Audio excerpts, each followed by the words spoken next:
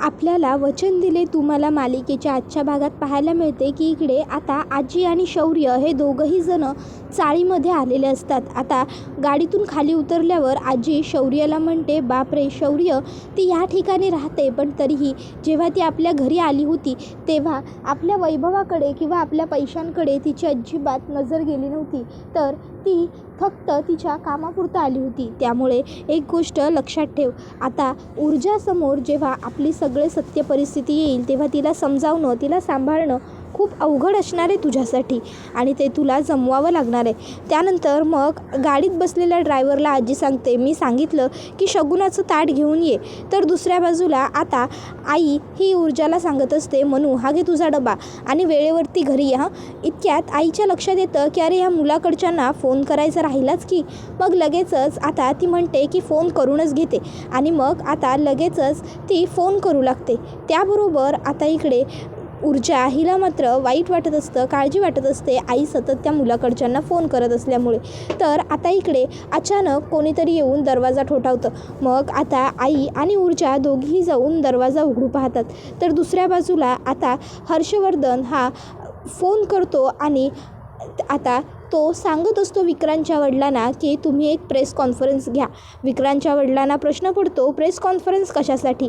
त्यावर हर्षवर्धन म्हणतो, press conference घेऊन तुम्ही त्यामध्ये हे सांगायचं की तुम्ही काहीही केलेलं नाही आहे. ऊर्जा शिंदेने त्या सर्व गोष्टी विक्रांतला बदनाम करण्याच्या फक्त पैशांसाठी केल्या. त्यावर मग आता लगेचच विक्रांत म्हणतो, पण या सर्वाची काय गरज आहे?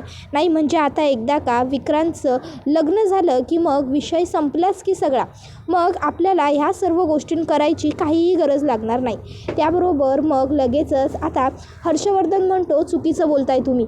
विक्रांतचं लग्न केल्याने सर्व प्रश्न सुटतील असं नाही आहे. जर आपल्याला लोकांकडून त्याला ग्रीन चिट मिळवून द्यायची असेल तर त्यासाठी लोकांच्या मनातनं त्याच्याबद्दल ज्या काही वाईट गोष्टी आहेत त्या पहिलं काढून टाकावं लागणार आहे आणि त्यासाठी हा एकमेव पर्याय आहे. समजलं का तुम्हाला? आणि तसंही लग्नानंतर गोष्टी झाकल्या जातात, बदलत नाही. समजलं? आपल्याला गोष्टी बदलायच्या आहेत. त्यावर मग लगेचच आता इकडे हे विचारायला लागतात, पण किती पैसे आणि का घेईल ती आपल्याकडनं पैसे? कोणी दिले तिला पैसे आणि कुणी काम करून घेतलं तिच्याकडनं? त्यावर मग लगेचच हर्षवर्धन म्हणतो, त्या सर्व गोष्टी आपल्याला मीडियासमोर उघड करण्याची गरजच नाही पडणार. त्यामुळे त्याबद्दल आपण बोलायचं नाही. कोणीतरी अपोनंटने वगैरे कोणी पण केलं असेल, मग आपल्याला ही माहिती कुठून मिळाली असं जर विचारलं तर काय सांगायचं? त्यावर मग हर्षवर्धन म्हणतो, माहिती मिळवणं सहज सोपं आहे, कुठूनही मिळाली असं सांगा. त्याबरोबर मग आता पुढे त्याला लगेचच तो माणूस विचारतो, पण ह्या सगळ्यातलं त्या ऊर्जाला काही कळालेलं नाही आहे का की तिच्या खात्यावर एवढे एवढे पैसे जमा झालेत म्हणून? त्यावर हर्षवर्धन सांगतो, नाही, अजून तरी ती काहीही रिॲक्ट झालेली नाही आहे. याच्यावरून एकच गोष्ट क्लिअर होते, ती म्हणजे त्या ऊर्जा शिंदेला अजून कसलीही माहिती मिळालेली नाही आहे. त्याबरोबर आता इकडे हा माणूस म्हणतो, चला आता कामाला लागलं पाहिजे, प्लॅनमध्ये दम आहे. तर दुसऱ्या बाजूला आता इकडे लगेचच आई आणि ऊर्जा येऊन दरवाजा उघडतात. आता समोर कुमुदिनीला बघून लगेचच ऊर्जा म्हणते, अरे कुमुदिनी मॅम, तुम्ही या ना, या प्लीज आतमध्ये या. असं दोघं दारात का उभ्यात? शौर्य, अरे तू ये ये ये आत ये. मग तिथं दोघांना आतमध्ये घेऊन येते. आई म्हणते, कोण ह्या ऊर्जा? त्यावर मग ऊर्जा म्हणते, आई अगं मी म्हटलं होतं ना तुला, कुमुदिनी मॅम ज्यांनी मला हेल्प केली होती ह्या त्या खूप मोठ्या वकील होत्या यांच्या वेळी. त्याबरोबर मग आता हे ऐकून आई म्हणते, अरे या ना, या बसा. मग आता लगेचच मी तुमच्यासाठी पाणी आणते असं म्हणत आई आतमध्ये जाते आणि ऊर्जालाही ती हाक मारून आत बोलवते. त्याबरोबर लगेचच आता इकडे कुमुदिनी ही ऊर्जाच्या वडिलांच्या फोटोकडे बघत असते आणि आता ती मनात म्हणत असते, खरंच जे घडलं ते वाईट होतं. त्याबरोबर मग शौर्यसुद्धा ऊर्जाच्या बाबांच्या त्या फोटोकडे बघू लागतो. त्यानंतर मग त्या ठिकाणी ऊर्जा येते. ऊर्जा म्हणते, मॅम अहो तुम्ही अजून उभ्या का? प्लीज या ना, बसा, प्लीज बसा. मग आता लगेचच कुमुदिनी मॅडम बसतात. त्यानंतर मग आता लगेच पूर्वाला त्या विचारतात, पूर्वा, नाही म्हणजे मी तुम्हाला पूर्वा म्हटलेलं चालेल ना? नाही, कारण माझ्यापेक्षा वयाने खूप लहान आहेस तू म्हणून म्हणते. त्याबरोबर पूर्वा म्हणते, अहो हो अर्थातच, तुम्ही पूर्वा म्हटलं तर काहीच हरकत नाही आहे. त्याबरोबर मग आता पूर्वा म्हणते, खरं तर मी एक उत्तम वकील आहे. हे ऊर्जा म्हणाली ते बरोबरच आहे, पण वकिली पलीकडे सुद्धा माझी एक ओळख आहे आणि आज मी इथे वकील म्हणून नाही तर त्या ओळखीने आली. त्याबरोबर आता पूर्वा म्हणते, हो हो आजी, चालेल ना, कुठली ओळख? त्याबरोबर लगेचच आता कुमुदिनी सांगते, मी वकिलीबरोबरच शौर्याची आजीसुद्धा आहे आणि आज मी शौर्याची आजी म्हणूनच इथे आली आहे. आता हे ऐकून ऊर्जाला आश्चर्यच वाटतं. ऊर्जा म्हणते, काय? तुम्ही शौर्याची आजी आहात? शौर्य काय रे? ह्या तुझ्या आजी आहेत? कधी बोलला नाहीस तू मला ह्याबद्दल? त्याबरोबर शौर्य म्हणत असतो की हो, सांगेन ना, तुला सगळंच सांगेन. त्याबरोबर ऊर्जा म्हणते, अरे पण मग का नाही सांगितलंस एवढे दिवसात तुम्हाला की कुमुदिनी मॅम तुझी आजी आहेत म्हणून? त्यावर मग लगेचच आजी ऊर्जाला म्हणते, हे बघ ऊर्जा, सध्या तुझ्या मनात खूप प्रश्न आहेत, खूप शंका कुशंका, खूप खूप खूप काही आहे आणि तुझ्या प्रत्येक प्रश्नाचं उत्तर, तुझ्या प्रत्येक शंकेचं निरसन आम्ही करणारच आहोत. तुला सगळ्या प्रश्नांची उत्तरं मिळतील. पण पूर्वा, मला त्याआधी थोडं तुझ्याशी बोलायचं आहे. मी आज इथे आली आहे, मी का आली आहे हा प्रश्न पडला असेलच की तुला. पूर्वा म्हणते, नाही म्हणजे त्याबरोबर मग आता लगेचच पूर्वाला कुमुदिनी म्हणते, मी आज तुझ्याबरोबर ऊर्जाबद्दल बोलण्यासाठी आली आहे. त्यावर मग पूर्वा म्हणते, ऊर्जाबद्दल बोलायला का? काय झालं? नाही म्हणजे आमच्या ऊर्जाकडनं काही चुकलं आहे का? त्यावर आजी म्हणते, नाही गं, ऊर्जाकडनं कसं काही चुकू शकतं? ऊर्जा ही माणूस म्हणून सुद्धा खूप उत्तम आहे आणि वकील म्हणून सुद्धा. त्यावर मग पूर्वा म्हणते, काय झालं आहे मग तुम्ही अशा अचानक? त्याबरोबर मग आजी म्हणते, मला तुझ्याबरोबर शौर्य आणि ऊर्जा अशा दोघांबद्दलही बोलायचं आहे आणि त्यासाठी मी आज इथे आली आहे. त्याबरोबर आता पूर्वा म्हणते, शौर्य आणि ऊर्जाबद्दल बोलायचं आहे म्हणजे नेमकं तुम्हाला काय बोलायचं आहे त्या दोघांबद्दल? त्याबरोबर आता लगेच आजी उठून उभी राहते आणि शौर्य तसाच ऊर्जाचा हात हातामध्ये घेते आणि आता ती म्हणत असते, पूर्वा, आज मी इथे तुझ्या घरी आली आहे ते तुझ्या ऊर्जाचा हात माझ्या शौर्यासाठी मागायला. मी तुला तुझ्या लेकीसाठी मागणी घालायला आली आहे तुझ्याकडे. माझ्या शौर्याला तुझी ऊर्जा देशील का? त्याबरोबर आता आजी ऊर्जाला जवळ घेतात आणि शौर्यालासुद्धा. ऊर्जा खुश असते तर शौर्याला मात्र थोडं टेन्शन असतं. तर दुसऱ्या बाजूला आता दिव्याने सर्व कामांची यादी बनवून झालेली असते आणि मग ती आता काकूंना म्हणते, काकू ही बघा, सगळी कामांची यादी तयार झालेली आहे आणि ही सगळी कामं तुम्हाला करायची आहेत. इतक्यात त्या ठिकाणी अर्पिता आणि शौर्याची बहीण दोघीही जणी येतात. आता त्या दोघी तिकडे आल्यावर मग लगेचच आता अर्पिताची आई म्हणते, काय गं, किती वेळ लावलात तुम्ही दोघींनी यायला? आमचं सगळं ठरवूनही झालं. त्याबरोबर लगेचच आता दिव्या म्हणते, हे बघ ना, मी छान डेकोरेशन वगैरे प्लॅन केले, तुम्ही दोघीही बघून घ्या. त्यावर मग अर्पिता म्हणते, तुम्ही ठरवलंत ना सगळं? त्यावर मग आता दिव्या म्हणते, असं कसं? तुमचेही काही ओपिनियन्स असतील तर ते तुम्ही दिले पाहिजेत ना, तुमची एंगेजमेंट आहे.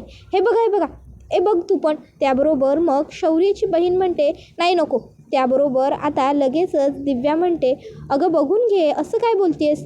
काकीसुद्धा म्हणते, काय झालं, असं का बोलतेस? त्यावर मग ती म्हणते की नाही, काही नाही, म्हणजे अचानक जर मी हे सर्व बघून घेतलं तर मग स्पेशल काही उरणार नाही ना, म्हणून, बाकी काही नाही. त्याबरोबर मग दिव्या लगेचच म्हणते, काय गं तू पण? त्यानंतर मग आता ती सगळी यादी अर्पिताच्या आईकडे देते. अर्पिताची आई म्हणते, चला कामाला लागलं पाहिजे, आता निघतो आम्ही. त्याबरोबर मग लगेचच दिव्या म्हणते, काकू एक मिनटं, असं काय करताय? जेवल्याशिवाय कुठेही जायचं नाही, जेवून जा तुम्ही इकडनं. काय? त्याबरोबर लगेचच आता त्या म्हणतात, नाही, आता जेवायला थांबायला नको, ऑलरेडी घरी खूप कामं आहेत, लग्नाची सगळी तयारी बाकी आहे, ते सगळंसुद्धा आवरायचं. आम्ही निघतो. आणि मग आता त्या लगेचच निघू लागतात. इतक्यात आता चुकून इकडे लागतं आईच्या पायाला, तिच्या साडीतच तिचा पाय गुंततो आणि विजयाला लागतो. त्याबरोबर लगेचच आता अर्पिता तिला सावरते आणि म्हणते, काकू हळू सावकाश. त्यावेळी आता अर्पिताने हळू सावकाश म्हटल्यावर विजया म्हणते, नाही, मी ठीक आहे, फार काहीही झालेलं नाही आहे. त्याच वेळी आता लगेचच अर्पिताला आठवतं की त्या दिवशी मंदिरातसुद्धा काकूंचा पाय असाच साडीत गुंतला होता आणि त्यावेळी त्यांना लचक भरली होती आणि अर्पिता आणि ऊर्जा दोघींनी त्यांची मदत केली होती. त्यावेळी मग आता लगेच अर्पिताची आई म्हणते, चला आता आम्ही निघतो. अर्पिता म्हणते, आई तू पुढे हो, मी आलेच. आणि मग लगेचच ती आता विजयाला म्हणते, काकू त्या दिवशी त्या मुलीला मी कुठे पाहिलं होतं ते मला आठवलं. त्या ऊर्जा शिंदेला मी जेव्हापासून टी व्हीवर बघते मला सतत वाटत होतं मी तिला कुठेतरी पाहिलं आहे. अहो आठवतं आहे का तुम्हाला, त्या दिवशी आपण मंदिरात गेलो होतो, तिकडे सुद्धा पाय हा असाच लचकला होता. त्याबरोबर दुसऱ्या बाजूला आता इकडे आजी ह्या म्हणत असतात, पूर्वा काय म्हणणं आहे तुझं? तू देशील ना तुझ्या ऊर्जाचा हात माझ्या शौर्याला? त्याबरोबर मग आता ऊर्जा ही आईकडे बघू लागते. तर आई ही आता म्हणत असते, आजी नाही, पण मला शौर्याबद्दल काहीच माहीत नाही आहे. म्हणजे मला फक्त एवढंच माहिती आहे की शौर्य हा सुद्धा ऊर्जासारखाच एक नवीन वकील झालेला मुलगा आहे आणि आता सध्या ते दोघंजणं खूप चांगले मित्र आहेत. त्या पलीकडे मला शौर्यबद्दल खरंच काहीच माहीत नाही आहे. नाही म्हणजे तुम्हाला कळतं आहे मला काय म्हणायचं आहे ते. त्याबरोबर लगेचच आता आजी ही म्हणत असते, ठीक आहे, मी तुला शौर्यबद्दलची सगळी माहिती सांगते, पण त्याआधी मला ऊर्जा तुला काही विचारायचं आहे. ऊर्जा, मला सांग, तुला शौर्य माणूस म्हणून आवडतो का? तुला शौर्य माणूस म्हणून कसा वाटला आहे त्याबद्दल पहिलं मला तुझं मत दे. त्यावर ऊर्जा हसते आणि लाजते. त्यावर मग आजी म्हणते, मिळालं मला माझं उत्तर. त्यानंतर ती शौर्याला म्हणते, शौर्य, तुला ऊर्जाबरोबर महत्त्वाचं बोलायचं होतं ना, तू एक काम कर, तुम्ही दोघंजणं जा आणि बोलून घ्या, जा. त्याबरोबर मग आता हे काही आईला आवडत नसतं. मग आता लगेचच आई शांतपणे ऊर्जाकडे बघत असते. तर शौर्य हा ऊर्जाला म्हणतो, ऊर्जा चल आपण दोघंजणं जाऊन येऊ, नाही म्हणजे बोलून घेऊया मला जे बोलायचं आहे ते. त्याबरोबर मग ऊर्जा ही आईकडे बघते. त्यावेळी लगेचच आता आई ही तिला काही रिॲक्ट होत नसते. आजी म्हणते, जाऊ देत, आज त्या दोघांनी एकमेकांबरोबर बोलणं गरजेचं आहे पूर्वा. त्यावर मग पूर्वा म्हणते, जा, पण चाळीच्या आवारात फार वेळ गप्पा मारत थांबू नका. त्याबरोबर ऊर्जा म्हणते, ठीक आहे आई, आम्ही मंदिरात गेलो तर चालेल का? त्यावर आता आईला खरं तर शौर्य आणि ऊर्जाला बाहेर पाठवायचं नसतं, पण आजी म्हणते, जाऊ देत पूर्वा. मग पूर्वा म्हणते, ठीक आहे, जा. मग शौर्य आणि ऊर्जा दोघंही जणं आता घरातनं बाहेर पडतात. त्याबरोबर आजी लगेचच पूर्वाला म्हणते, पूर्वा, अगं तू तशी लांब का उभी आहेस? ये ना इथे बस. आणि मग ती पूर्वाला स्वतःजवळ बसवते आणि म्हणू लागते, हे बघ पूर्वा, मी माझ्या नातवासाठी तुझ्या मुलीचा हात मागायला आली आहे. त्यामुळे तुझ्याकडे सर्व काही माझ्या नातवाबद्दल सांगणं, आमच्या ओळखीबद्दल सांगणं हे माझं काम आहे. तुझ्या मनातल्या सर्व प्रश्नांची उत्तरं मी तुला देईन. त्यामुळे तुला जे विचारायचं आहे ते तू विचार. त्यावर ती म्हणते, मला शौर्यबद्दल काहीच माहीत नाही आहे, मी म्हटलं ना आजी. त्याबरोबर मग आता लगेचच कुमुदिनी म्हणते, अगं हो, कळलं मला, आणि मी शौर्यबद्दलची सगळी माहिती तुला देणारच आहे. आपल्या होणाऱ्या मुलीच्या नवऱ्याबद्दलची सगळी माहिती आपण करून घेणं ही एका आईची गरज आहे आणि त्याशिवाय हक्कही आहे. आणि ऊर्जालासुद्धा हक्क आहे सगळं जाणून घेण्याचा. त्यामुळे तुला जे जे काही विचारायचं असेल ते सगळं तू विचारू शकतेस. मी तुला तुझ्या सर्व प्रश्नांची उत्तरं देईन. आणि सगळ्यात महत्त्वाचं म्हणजे, अगं जर मुलं तयार असतील ह्या नात्यासाठी तर आपली काय हरकत आहे? त्यावर पूर्वा म्हणते, मुलं? त्यावर मग आजी म्हणते, हो, शौर्य आणि ऊर्जा. शौर्याचं ऊर्जावर खूप प्रेम आहे आणि ऊर्जाचं सुद्धा शौर्यावर प्रेम आहे. त्यावर आई म्हणते, काय? पण ऊर्जा मला यातलं काहीच बोलली नाही. आजी म्हणते, हो, कारण ती सगळ्यात जास्त विचार तुझा करते. तिने शौर्याला सांगितलं की तू आमच्या घरी ये आणि माझ्या आईबरोबर बोल. म्हणूनच तर आज आम्ही इथे आलो. शौर्य माझ्याबरोबर या विषयावर बोलला आणि तात्काळ मी त्याला इकडे घेऊन आले. खरंच, उलट मला तिचं या सगळ्यामध्ये काही चुकलं आहे असं वाटत नाही. कारण तुला कळतं आहे का, तुझ्या मुलीने सगळ्यात जास्त विचार तुझा केला आहे. तिने तुझं मन जपण्याचा प्रयत्न केला. मग जर ती तुझा एवढा विचार करते, तुझं एवढं मन जपते, तुझी एवढी काळजी करते, तर मग तशा मुलीच्या मनाला वाईट वाटेल किंवा तशा मुलीला दुःख होईल असं वागणं आपलंसुद्धा चुकेलच, नाही का गं पूर्वा? त्याबरोबर पूर्वा म्हणते, आजी तुमचं सगळं बरोबर आहे, पण नाही काय ना, मला ऊर्जा या सगळ्याबद्दल काहीच बोलली नाही आहे.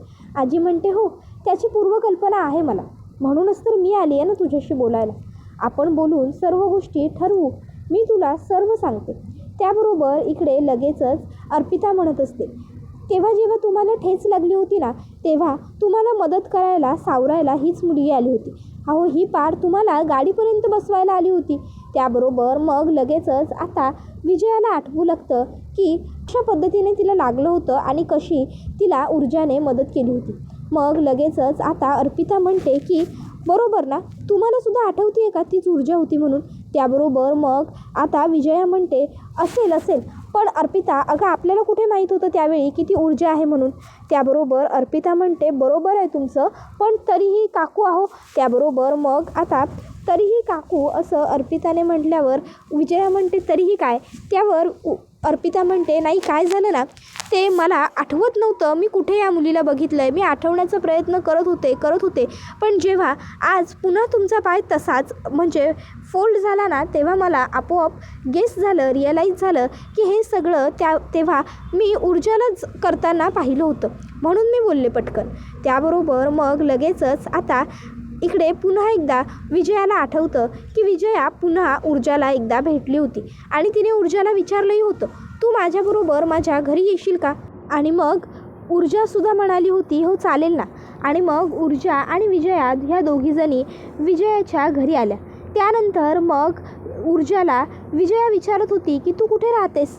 मग ऊर्जा सांगत होती ते मंदिर आहे ना त्याच्यापासून पुढे 2 किलोमीटर. त्याबरोबर अर्पिता म्हणते काकू आठवतं आहे का तुम्हाला त्या मुलीबद्दल काही. त्याबरोबर विजया म्हणते जाऊ देत ना. नाही म्हणजे आपल्याला कुठे माहिती होतं की तेव्हा ती ऊर्जा शिंदे ही आहे म्हणून. आणि आता तसंही उगाचच्या उगाच आपण ह्यात नको पडायला. त्यावर लगेचच अर्पिता म्हणते पण काकू. त्यावर विजया म्हणते आई पुढे गेली आहे तुला उशीर होतो आहे. त्याबरोबर मग लगेच तीसुद्धा निघते. तर इकडे आता लगेचच शौर्य आणि ऊर्जा देवाचं पहिलं दर्शन घेतात.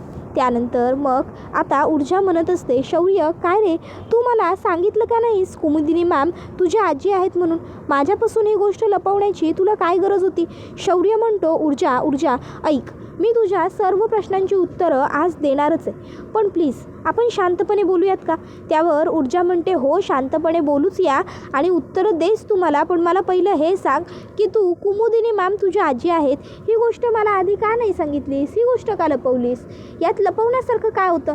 त्यावर मग शौर्य म्हणतो ऊर्जा तो मंगेश म्हणाला होता ना की तुला श्रीमंत माणसं आवडत नाहीत म्हणून त्यामुळे मग मला असं वाटलं. त्यावर ऊर्जा म्हणते काय वाटलं मी मैत्री तोडून टाकेन. शौर्य म्हणतो नाही म्हणजे ते. त्यावर ऊर्जा म्हणते शौर्य अरे काय हे किती इनलॉजिकल आहे. आणि कोण म्हणालं मला श्रीमंत माणसं आवडत नाहीत म्हणून. असं काहीही नाही आहे. मला फक्त हर्षवर्धन आवडत नाही.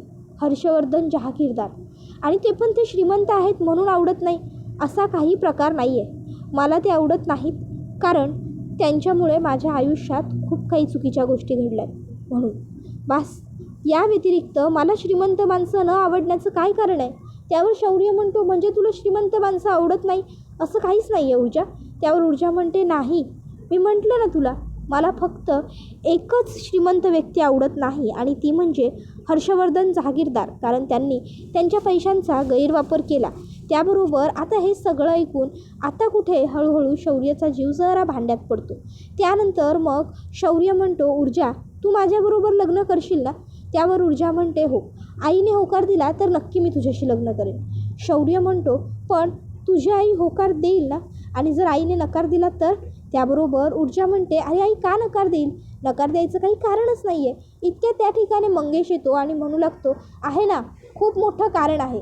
हा शौर्य हर्षवर्धन जहागीरदार आहे. जहागीरदाराचा मुलगा आहे हे बघ. आणि मग लगेचच आता शौर्याचा ID प्रूफ तो तिला दाखवतो. त्याबरोबर आता ते बघितल्यानंतर मग मात्र ऊर्जाला खूप मोठा धक्का बसतो. हर्षवर्धन जहागीरदारचा मुलगा माझा नवरा नाही. आणि मग ते आता धक्का लागून खाली बसते. त्याबरोबर शौर्य तिला आधार द्यायला खाली बसतो पण त्यावेळी ऊर्जा शौर्याला स्वतःला हातसुद्धा लावू देत नाही. ती शौर्याला लांब राहायला लावते. आता मात्र शौर्य हा काहीच बोलत नसतो. त्यालासुद्धा खूप मोठा धक्का बसलेला असतो. या सगळ्यातून ऊर्जाला कसं सावरायचं हे त्यालाही कळत नसतं. त्याबरोबर हा व्हिडिओ इथेच संपतो. व्हिडिओ आवडला असेल तर व्हिडिओला लाईक करा. चॅनलवर नवीन असाल तर चॅनलला सबस्क्राईब करा आणि बेल आयकॉन आठवणीने प्रेस करा जेणेकरून तुम्हाला पुढच्या प्रत्येक व्हिडिओचं नोटिफिकेशन मिळत जाईल आणि सर्व व्हिडिओंचा आनंद हा अगदी उत्तम पद्धतीने घेता येईल. चला तर मग प्रेक्षकांनो आजच्या पुरतं इथेच थांबूया. पुढचा व्हिडिओ येईपर्यंत या व्हिडिओचा छान पद्धतीने आनंद घेत राहा. टाटा बाय बाय धन्यवाद. Take care all of you. तुम्हाला वचन दिले तुम्हाला मालिका कशी वाटते हे आम्हाला कमेंटमध्ये नक्की सांगा.